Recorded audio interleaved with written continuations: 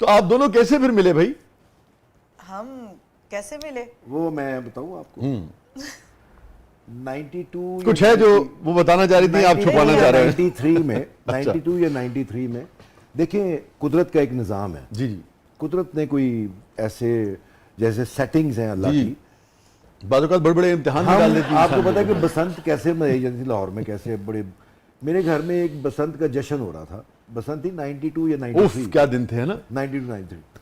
तो उस बसंत में सारे दोस्त डॉक्टर्स हम सब इकट्ठे, मेरे धर्मपुरा में मेरा जो आबादी घर था, वो उस घर में हम छत पे धर्मपुरा के दोस्तों को तो ढूंढते रहते थे लोग। 12 बजे के करीब मुझे पीटीवी से तारक अहमद मरहूम हाँ, पीटीवी के प्रोड्यूसर थे, उनका फोन आता है कि यार डॉक्टर जल्दी से आ जा, वो एक रिकॉर्डिंग करनी है। अच्छा। तो प्ले है तो उसमें एज हीरो तेरा है। तो मैं क्या, मुझे पता। अच्छा, उसमें उनकी बेसिक कहते हैं यार तू आ जा, तुझे एकदम याद हो जाता है, तू आ जा। तो मैं बसंत छोड़ के वहाँ पहुँचा हूँ। तो चाबुक सवार के नाम से प्ले था।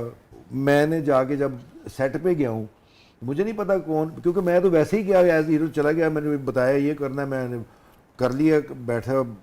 तो पहला सीन उसमें हीरोइन ये थी। अच्छा अच्छा अच्छा अच्छा। तो ये जैसे को लड़का चाबुक लिए खड़ी थी हैं। नहीं, लड़का जैसे लड़का लड़की को देखने नहीं आता, तो वो सीन भी ऐसे ही था कि वो हम बैठे हुए हैं, ये चाय लेके आती है। अच्छा, वैसे चाबुक लेके आपने चाबुक। वो हमारी पहली वो मुलाकात थी कि ये एंटर हुई है, तो वहां पे देखा। उसके बाद फिर कुछ देर गैप आ गया, 2 साल गुजर गए। फिर एकदम एक स्टेज शो किया। मेरे मरहूम एक मामू थे आरिफ कुरैशी, तो वो स्टेज प्लेज वगैरह और फिल्मों के भी साथ करते थे। तो वो स्टेज प्ले में वो उन्होंने धर्मपुरा में कादिर साहब की जो बिल्डिंग है वहाँ पे कर रहे थे। अब्दुल कादिर जो हमारे जो क्रिकेटर थे। हाँ, क्रिकेट उनका वो धर्मपुरा में वहीं पे उन्होंने उसके स्टेज पे उनका वो था, वो जो हॉल था। तो वहाँ मैं देखने गया, मामू ने कहा यार जरूर आई। तो वहाँ गया, तो वहाँ फिर ये उस वक्त उसमें एज हीरोइन कर रही थी उस प्ले में। अभी भी तो चाबुक मैं लिए खड़ी थी ऑडियंस में था। नहीं, चाबुक लिए खड़ी थी। नहीं, चाबुक नहीं। अब मैं ऑडियंस में था। फिर वहाँ पे तो चाबुक कब इन्होंने थामा? तो मैं आपको बताती हूँ, मैं एक सीरियल कर जब मैं इनसे मिली तो मैं स्टूडियो बी में ना मोहल्लेदार था, एक सीरियल आबिद कश्मीरी साहब का। तो उसमें भी मेरा कैरेक्टर था, स्टॉक कैरेक्टर।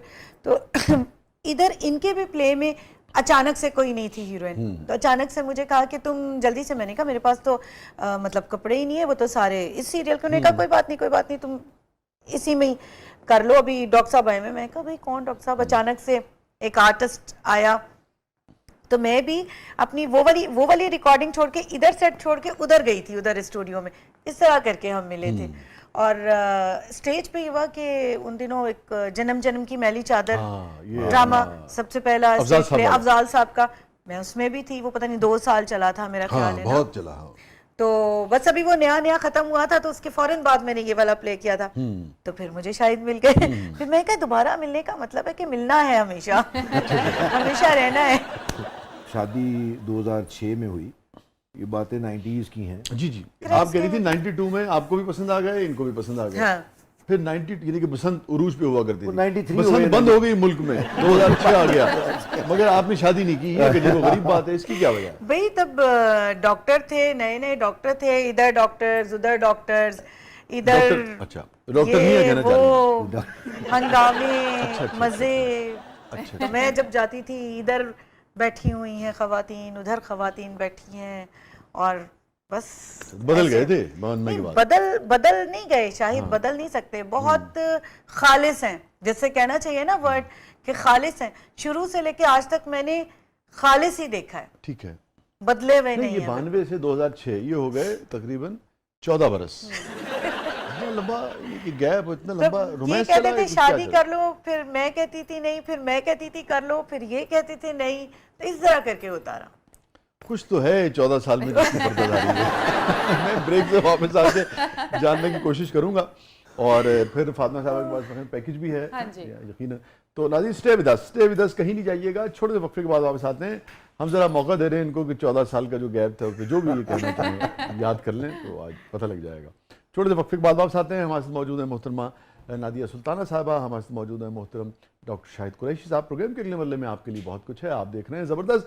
अभी यावर साहब के बारे में भी हम इनसे जानने की कोशिश करेंगे। उन्होंने करीब से देखा उनको, उनके साथ काम किया, बहुत ही कमाल के लोग, कमाल की शख्सियात, सारे ही प्रोड्यूसर जो टीवी के थे बेशतर उनमें से, और फिर यावर साहब का तो एक अपना मकाम है, उन पर भी खास तौर पर हम बात करेंगे थोड़े वक्त के बाद।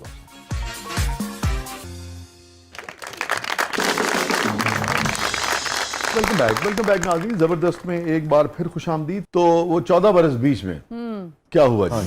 92 से बसंत शुरू हुई और फिर पाकिस्तान में बसंत बंद हो गई।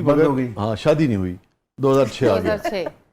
उसमें एक्चुअली ये था कि मैं 94 में हाँ शादी कर चुका था। मैं इनसे, मेरी फर्स्ट वाइफ जो है। अच्छा, आपने किसी और से शादी की? ठीक है, अच्छा, मेरी फर्स्ट वाइफ है। अच्छा, वही she is a doctor, gynaecologist. अच्छा, तो वो शादी हो चुकी थी, इसीलिए मैं थोड़ा सा अवॉइड कर रहा था वो, लेकिन साइड हो गया था, साइड हो गया। लेकिन बस वो फिर इनकी जुस्तजू, इनकी जो कहते तपस्या या इन्होंने पता नहीं क्या, बस वो भी जैसे मैंने बताया ना कि मैंने एक दो दफ़ा रिश्ते भी भेजे, क्योंकि हमारे फैमिली टर्म्स भी थे। इनकी अम्मी जान बहुत प्यार करती थी मुझे, और वो तो इन्होंने फिर एक दफ़ा नाराज़ हो गया, मैंने तो आपसे करनी है। अच्छा, ये आपसे मोहब्बत करती थी? वक्त गुजरता गया, नहीं बेहतर। मैं कहती थी नहीं, मैंने शुरू में ही कहा था कि मैं तो दूसरी करूंगी, मैंने तो दूसरी ही करनी है। तो मैं अपनी जिद पे अटल थी, तो मैंने दूसरी ही की, दूसरी ही करनी थी। नहीं, जब इनकी शादी नहीं हुई थी तब भी आपका था दूसरी करनी है? भाई, क्योंकि मुझे पता था उन्होंने अपनी वालदा की मर्जी के बगैर करनी ही नहीं है। अच्छा, वो अम्मी वॉज वेरी स्ट्रॉन्ग। इनकी अम्मी जो थी, जो मेरी सास थी, तो वो मुझे पता था कि नहीं हो सकता। तो मैंने कहा ठीक है, आप कर लें अम्मी की मर्जी की, मैं देखूंगी। और फिर मैंने आहिस्ता आहिस्ता, आपको पता है वक्त गुजरता रहता है, फिर आराम से हो ही जाता है सब कुछ। तो मैंने दूसरी करनी थी, तो मैंने दूसरी ही की। तो बहरहाल जी, अल्लाह ताला आपको खुश रखे, आप दोनों को, तीनों को, जो भी आपके फैमिली के मामलात हैं, अल्लाह ताला। नहीं माशाल्लाह, हम सारे इकट्ठे हैं, सबको सारे इकट्ठे हैं। दोनों बेगमात इकट्ठे रहे? जी, दोनों माशाल्लाह, हम मतलब आपस में मिलते भी हैं, खाते पीते भी हैं। मेरे मतलब दो इकट्ठे बेटे जाते डॉक्टर भी हैं। साहब, अच्छा। दो बेटे मेरे उधर से हैं, एक बेटा इनकी तरफ से है। अच्छा। 3 बेटे माशाल्लाह मेरे। बड़ा बेटा डॉक्टर बन गया, मेडिकल ऑफिसर है, सर्विसेज में लगा हुआ है। अच्छा। छोटा ऑस्ट्रेलिया पढ़ने भेजा हुआ, लॉ का स्टूडेंट है वहाँ पे। सबसे छोटा इनमें से जो है वो अभी FSC में है। अच्छा। मुश्किल होता है डॉक्टर साहब 2 घरों को चलाना, या कितना मुश्किल होता है? मुश्किल तो होता ही होगा मेरे ख्याल। सर, जिसने पैदा किया है ना, वो रब ने कहा कि रिस्क उसने देना सबका। अच्छा, नहीं, रिस्क तो एक पहलू होता है ना। हाँ। उसके अलावा भी ये शर्ट आपने ये पहनी है, अगर नहीं पसंद पहली बेगम साहब, क्या करेंगे? हाँ, ये इसमें जो है ना, अब इनको ब्लू पसंद है, उनको व्हाइट पसंद है। इसमें आप ये कहें कि PTV की ट्रेनिंग कहें, टेलीविजन की ट्रेनिंग करें, अच्छा। ड्रामास की कहें, रूप धार लेते हैं, या उसको, या अंदर से, यानी दोनों को खुश रखने के लिए अंदर से मर्दाना ट्रेनिंग है।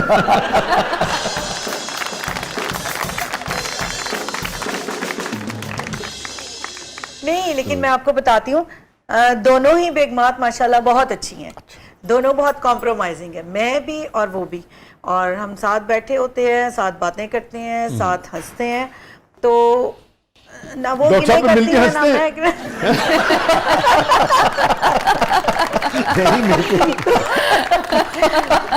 असल में डॉक्टर साहब कभी आपके खिलाफ महाज बन जाए, साइकी में बताता हूँ, तो क्या होगा आपका? मेरे खिलाफ महाज बन गया तो कोई बात नहीं, मैं गायब हो जाऊंगा। मैं तीसरी बताई ना वो वाली बात।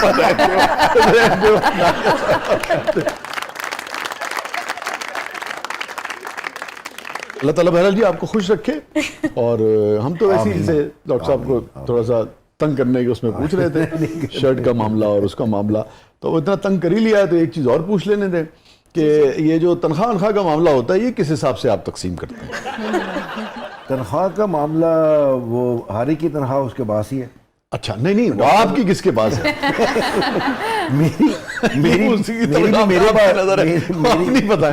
मेरी भी मेरे पास ही होती है। अच्छा। और जब जहाँ जरूरत है, हाँ। जो मुझे लगे कि ये जस्टिफाइड है, हाँ। तो वहाँ मैं खर्च करता हूँ। अच्छा, ठीक है। हाँ, जहाँ नहीं लगे तो मैं नहीं खर्च डॉक्टर साहब ने इख्तियार अपने पास रखा है, मैंने महसूस किया है ना। अब ऑन अ सीरियस नोट, बिल्कुल सीरियस नोट है, मैं इसको आगे नहीं बढ़ाऊंगा, जो भी आपका जवाब होगा आप वैसे ही लगा देंगे, ठीक है। आप जो भी आपके मामलात हैं जैसे ये हुए, आप समझती हैं कि अब इस सारे अपने ज़ाती तजुर्बे के बाद कि 2 शादियां होनी चाहिए किसी मर्द की या नहीं? होनी भी चाहिए, नहीं भी होनी चाहिए। मैंने आपसे कहा था मैं कोई बात नहीं करूंगा इसके आगे, जो आप जवाब देंगी वो लग जाएगा।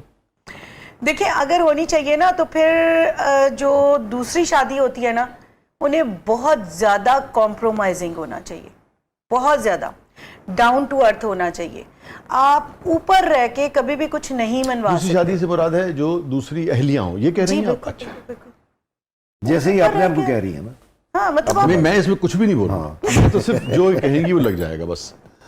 बहुत एब्जॉर्ब करती है, बहुत मतलब कोशिश करती है। बात ये कि आप ऊपर रह के कुछ भी नहीं मनवा सकते। आप जो भी मनवा सकते हैं वो मोहब्बत से, प्यार से, डाउन टू अर्थ, बहुत नीचे जाके मनवा सकते हैं। यहाँ रह के तो कुछ भी नहीं होता। आपका क्या ख्याल है इस तजुर्बे के बाद डॉक्टर साहब? आई एम गोइंग वेल माशाल्लाह। अच्छा, ये तो आपका सिर्फ लंबा सांस भी लगा देंगे तो जवाब आ जाएगा।